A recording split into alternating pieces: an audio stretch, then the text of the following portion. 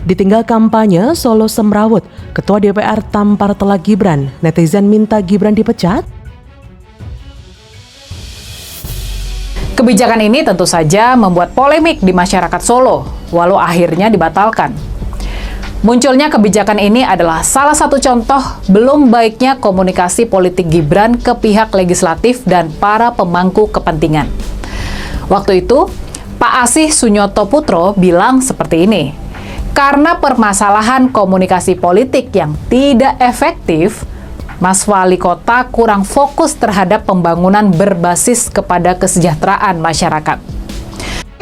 Seorang figur yang bisa menyatukan antara kelompok nasionalis dengan kelompok religius, ini sangat penting.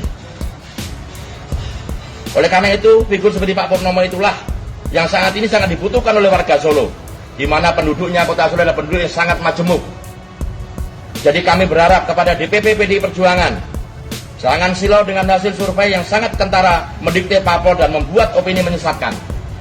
Dan kami juga berharap kepada yang terhormat Ketua Umum Ibu Megawati Soekarno Putri bisa menjatuhkan rekomendasinya kepada Bapak Purnomo dan Teguh Prakoso untuk memimpin kota Solo yang akan datang.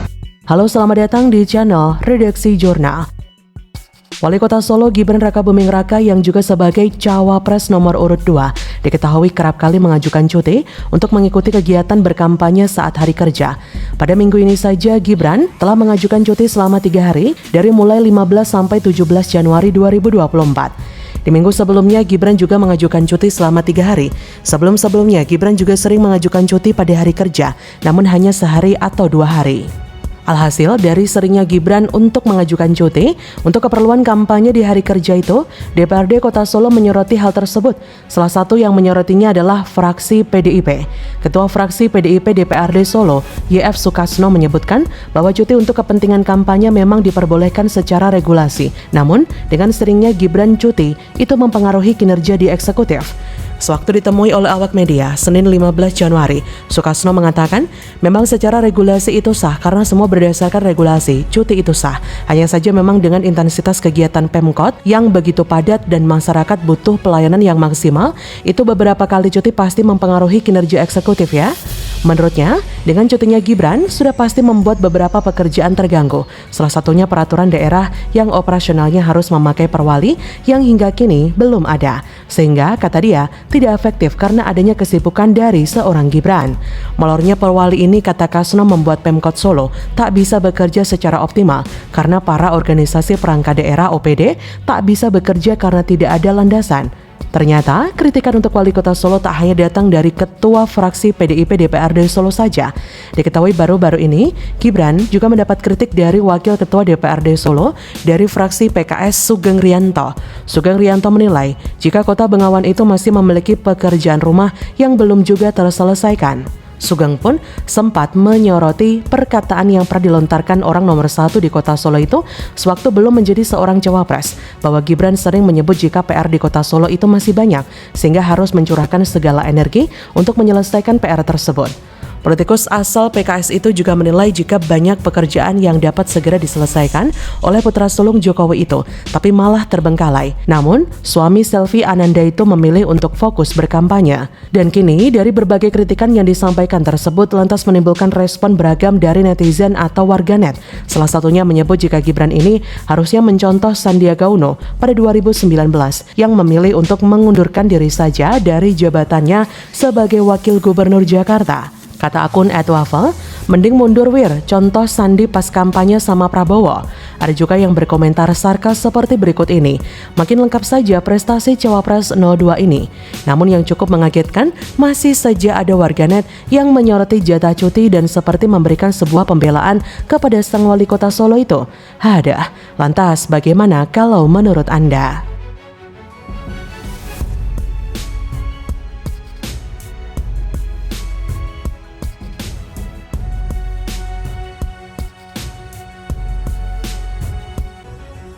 Beraninya main-main dengan Mahfud MD, dibalas telak bodoh. Istana langsung panik, Prabowo Gibran ketakutan. Satu, potensi kecurangan TSM. Satu, misalnya adanya pembukaan posko pengaduan pelanggaran pemilu yang berkantor di kantor Kemenkopolhukam. Kami melihat ini berpotensi adanya penyalahgunaan kewenangan atau abuse of power yang dapat menimbulkan konflik kepentingan dalam jabatan sebagai Kemenkopolhukam dalam kepentingan sebagai cawapres.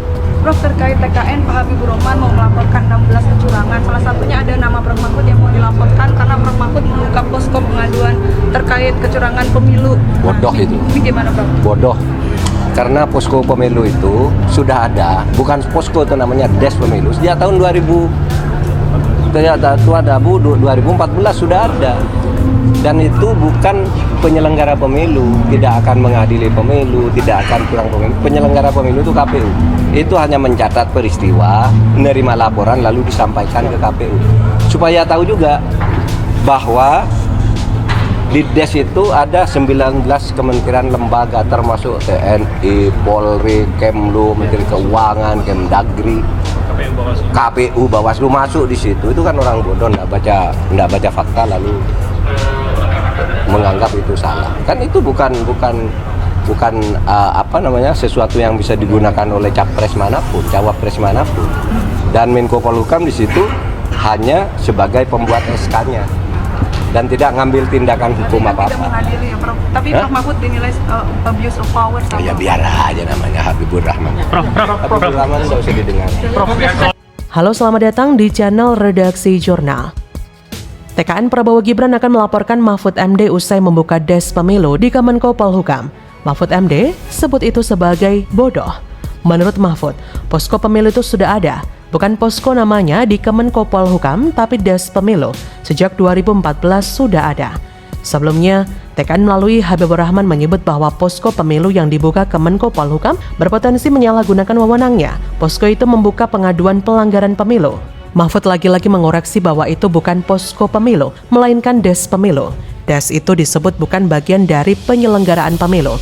Para petugas pada des koordinasi pemilu hanya mencatat peristiwa, menerima laporan, dan menyampaikannya ke KPU. Des ini terdiri dari 19 lembaga, termasuk TNI, Polri, Kemlu, Menteri Keuangan, Kemendagri, KPU, dan Bawaslu. Mahfud kemudian menyebut Habibur Rahman bodoh karena tak tahu fakta sesungguhnya.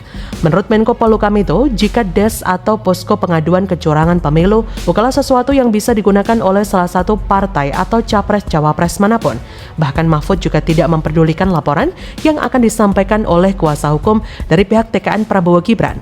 Memang TKN kubu Prabowo ini memang bego ya, sama seperti capresnya yang tidak membaca data dengan benar.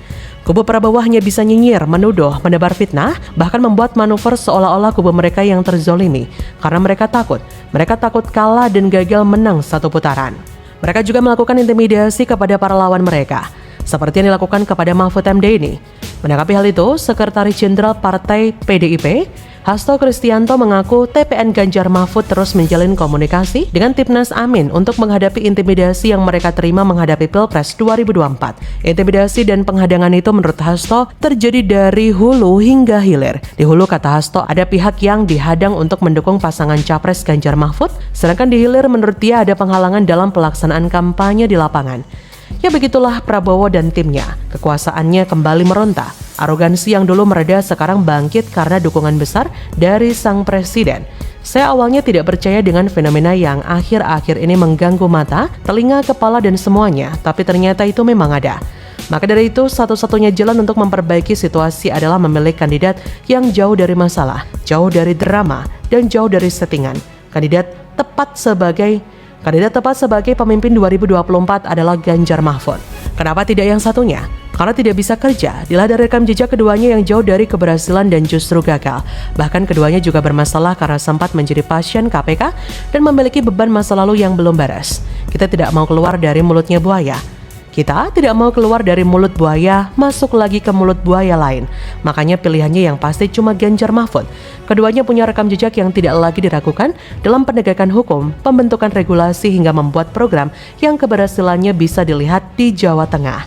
Di saat politik dinasti melenggang bebas dengan terindikasi adanya nepotisme, Ganjar Mahfud tidak akan membiarkan hal itu terjadi karena keduanya memiliki hal utama untuk menghabisi barisan koruptor.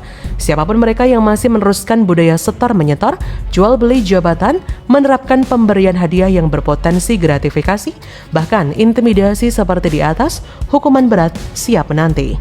Bagaimana menurut Anda?